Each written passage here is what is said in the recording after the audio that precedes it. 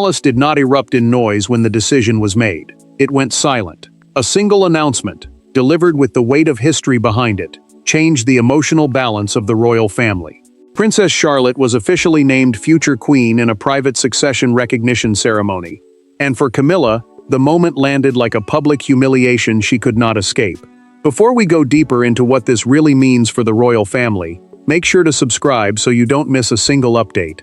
Charles knew every person in that room understood the weight of what was coming.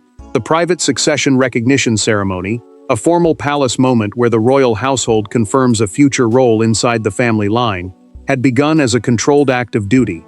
Yet the moment Charlotte's name was spoken beside the word queen, control vanished. The king held the recognition paper before him, fingers still before he signed.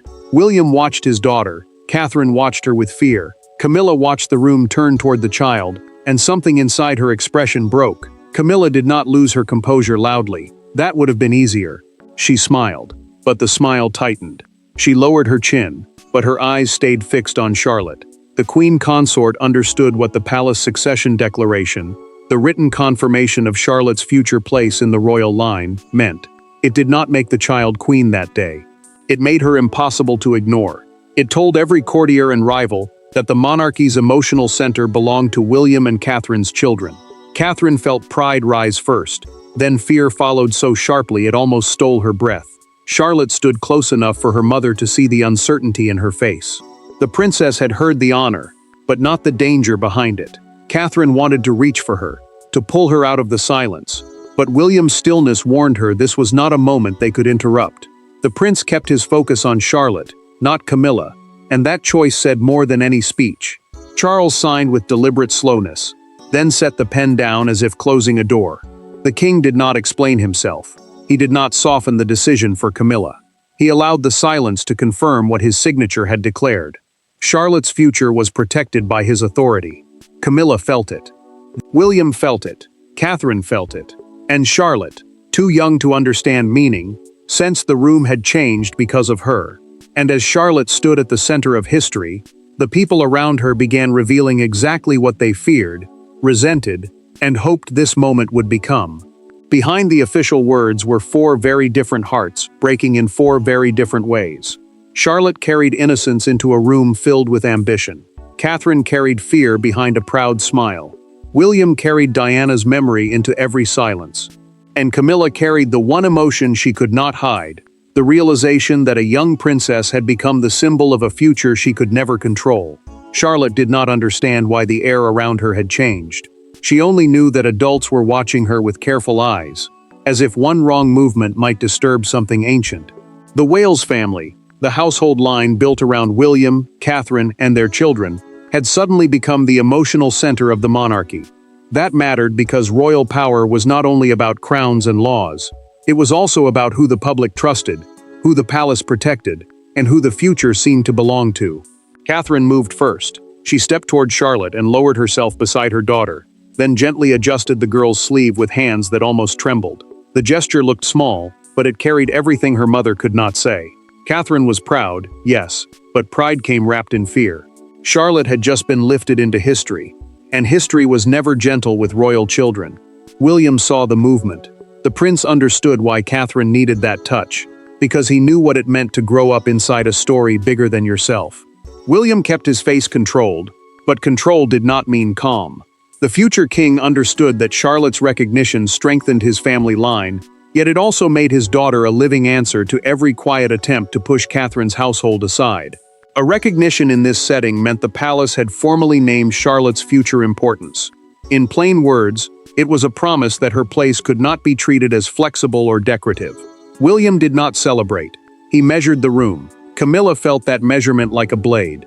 The warmth around Charlotte gathered naturally, almost instinctively, while the queen consort stood near the edge of it. She was present, but not central. She was respected, but not needed. Camilla looked toward Charles, waiting for one soft glance, one small rescue from the humiliation. The king saw her. He watched her reaction closely, and his silence cut deeper, because it proved he had expected the wound and still allowed it. Charles did not move to protect Camilla from the meaning of the moment. The monarch knew Charlotte's recognition would hurt her, but he also knew why it had to stand. Catherine's children had become the bridge between memory and survival, between public trust and private bloodline. William's stillness made that truth sharper. Camilla saw it, and before the family left the room, she leaned slightly toward the king and murmured that some futures were being dressed up as destiny. That remark did not come from nowhere. It came from a buried history of slights, ceremonies, and one unforgettable moment that forced the palace to choose sides. Every royal crisis has a moment people later pretend was small. In this story, it was the balcony incident at the Spring Jubilee service. One step, one glance, one quiet instruction, and the palace understood the truth. Camilla had challenged Catherine's family position in front of witnesses, and Charlotte had seen enough to remember exactly how power could feel when used carelessly. Camilla gave the instruction softly, but the effect was brutal. The Spring Jubilee service had been arranged as a ceremony of unity, a royal gathering meant to show the family standing together before the country.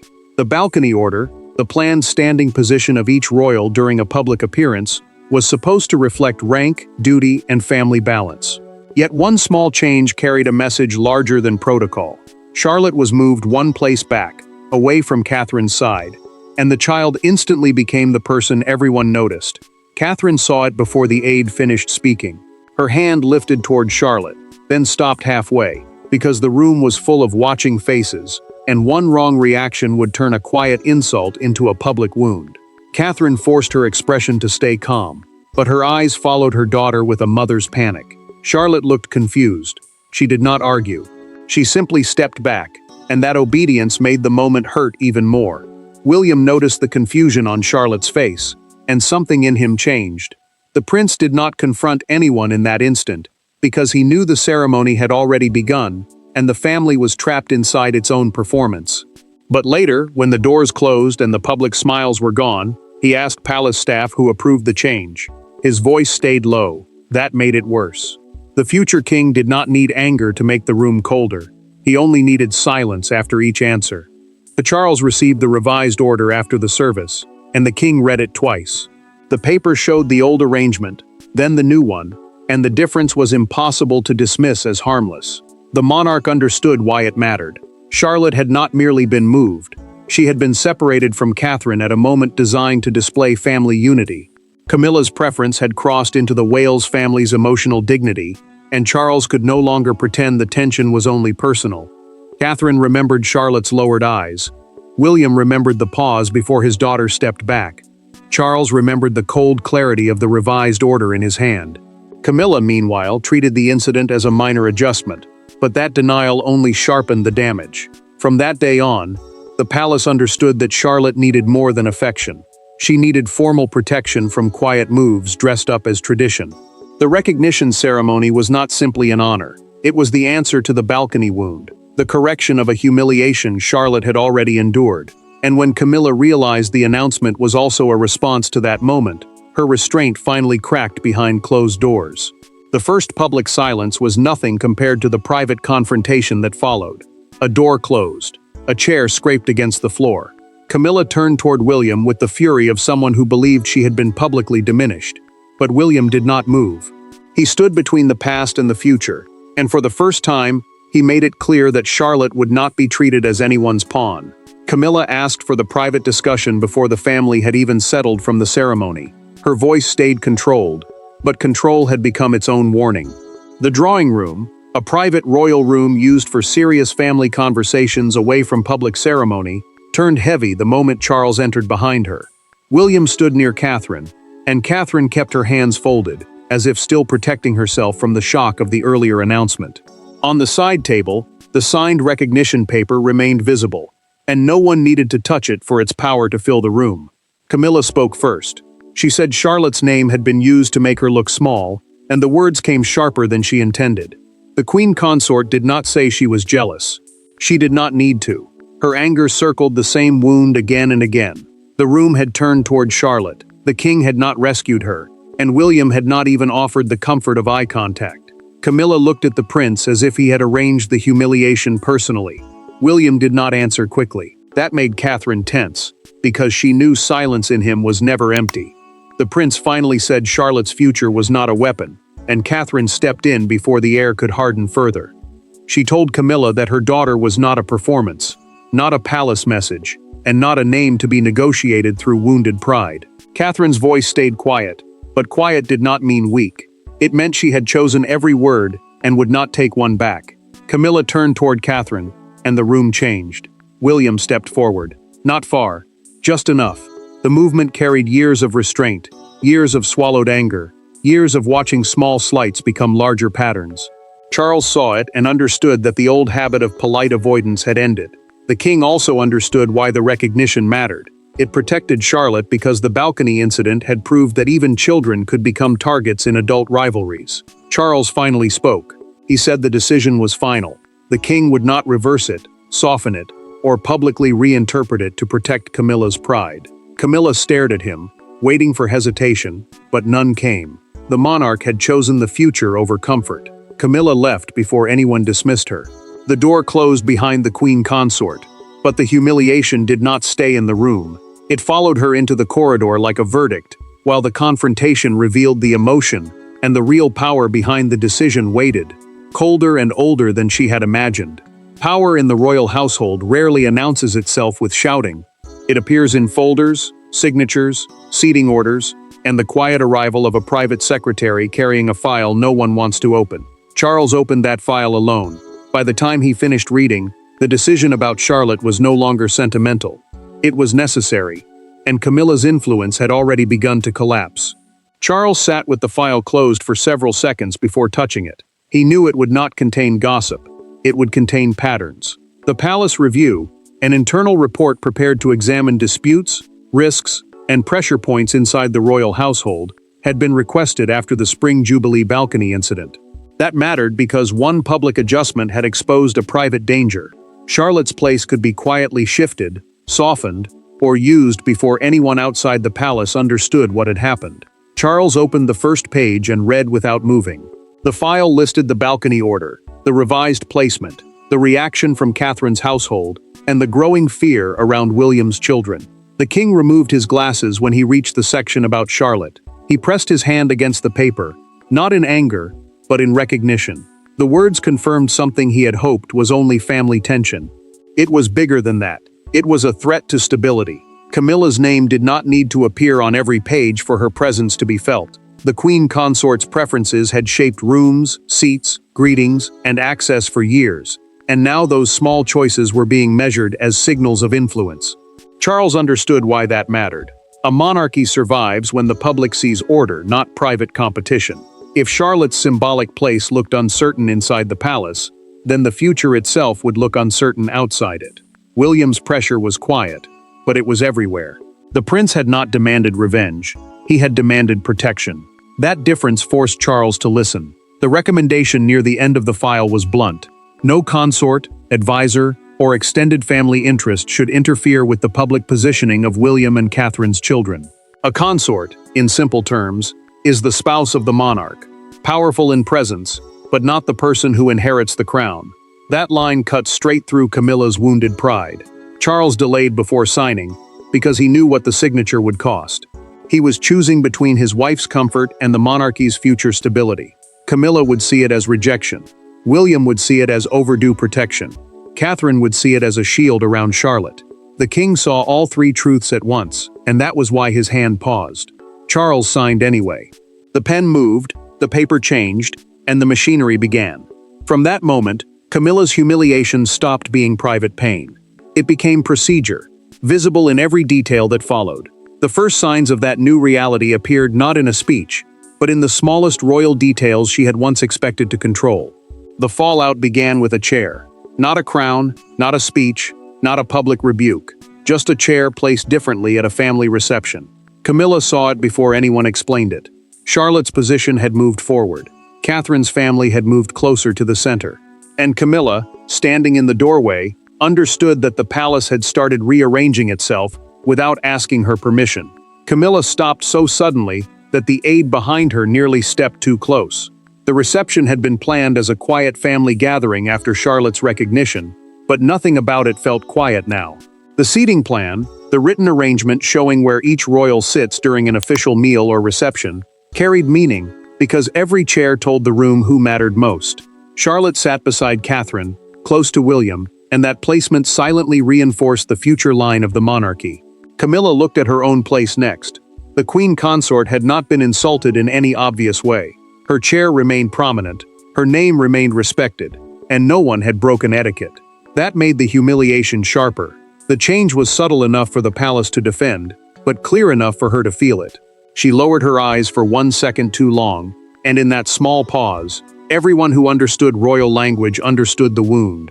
Charlotte felt the tension before she understood it. She reached for Catherine's hand, and her mother squeezed it gently, as if that touch could shield her from the adult meaning of the room.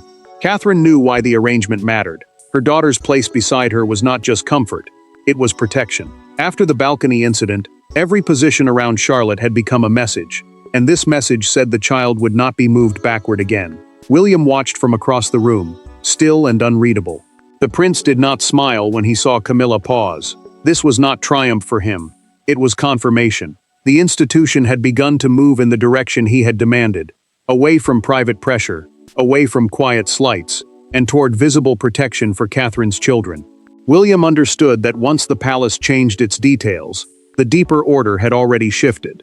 Camilla leaned toward a senior courtier and asked who approved the arrangement. The courtier answered softly, but the answer struck hard. It came from the king's office, not William's staff, not Catherine's household. Charles had allowed the message to stand. The monarch had made the new reality impossible to dismiss as family revenge. Camilla took her seat, but she did not reclaim the center.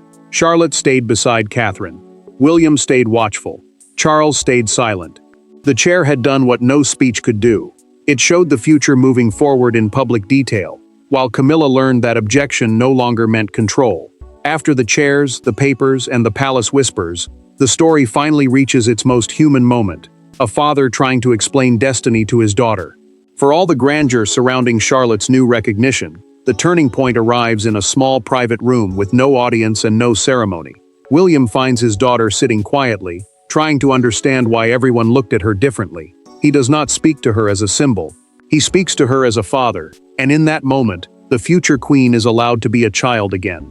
William closed the door gently, as if even the sound might frighten her.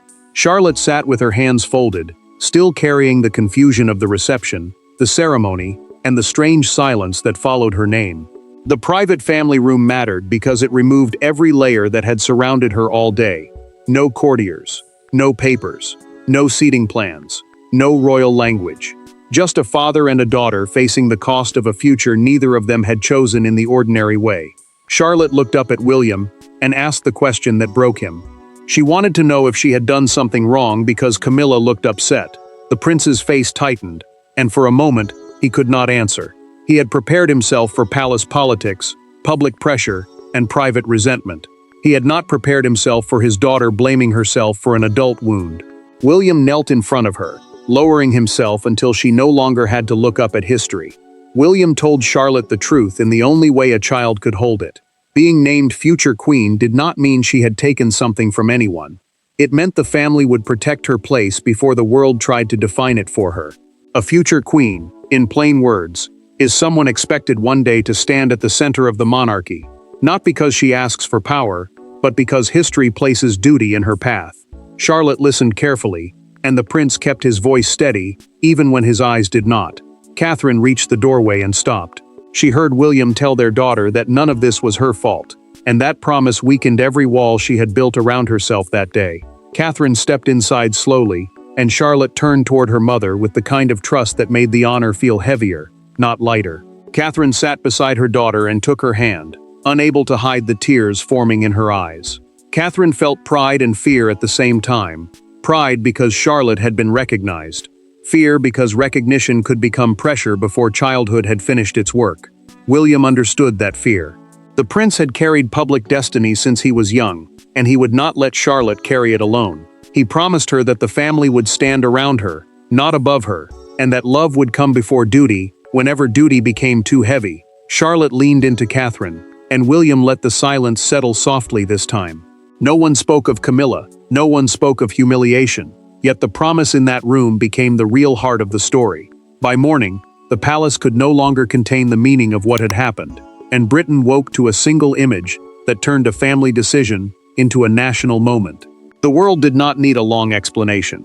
It needed one image. By sunrise, the front page of the London Herald carried Charlotte walking beside Catherine under the headline, "The Little Princess and the Future Crown."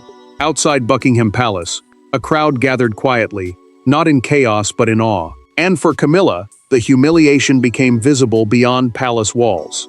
Camilla saw the front page before anyone spoke. The paper rested beside her breakfast, folded with brutal neatness, and the image seemed to accuse her without using her name. The London Herald had captured Charlotte walking close to Catherine, her hand held tightly while William moved just behind them. A front page, in simple terms, is the main story a newspaper chooses to place before the public first. And this one mattered, because it turned a private family decision into the image Britain would remember. Camilla lifted the paper, read the headline once, then folded it slowly. The Queen Consort did not finish her tea. She did not ask who approved the image. She already knew the damage had traveled beyond the palace. Inside those walls, humiliation could be softened by silence. Outside them, it became a public reading of power. Charlotte had become the face of the future. Catherine had become the mother protecting that future. And Camilla had become the woman left outside the warmth of the moment. Catherine saw the same image later, and her pain was completely different. She did not feel defeated. She felt exposed. The public endorsement around Charlotte should have brought comfort, but Catherine understood what it cost. Her daughter's childhood had now entered the national imagination. Every smile, every hesitation, every step beside her mother would carry meaning. Catherine held the paper longer than Camilla had, not because she enjoyed it, but because she feared what it had started. William listened as broadcasters framed the story with growing force. One morning host called it, not merely succession, but the monarchy choosing its emotional future. Succession, in plain words, means the order of who may one day inherit the crown. And the phrase mattered because it gave Charlotte's recognition a meaning larger than protocol. William heard it and knew the country had understood what the palace had tried to say, without saying too much. Outside Buckingham Palace, the crowd gathered quietly. People brought flowers, small handwritten notes, and messages for Charlotte, not as demands but as signs of approval. The moment felt less like spectacle and more like protection from the public itself. Britain had seen a child placed near history, and instead of turning away, many leaned closer with tenderness. Charles watched the reaction with heavy silence. The king understood that the announcement could no longer be treated as private family business. Camilla had felt the wound.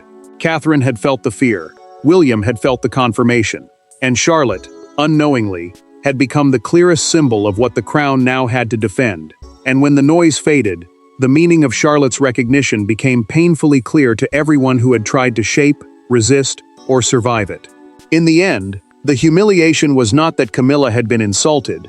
It was that the monarchy had moved forward without needing her approval. Charlotte's recognition did not erase Camilla, but it ended the illusion that the future could be arranged around her comfort. The child at the center of the storm became the clearest answer the palace could give. Bloodline, duty, and public trust had chosen their direction. Camilla sat alone after the final reception, and silence finally did what anger could not.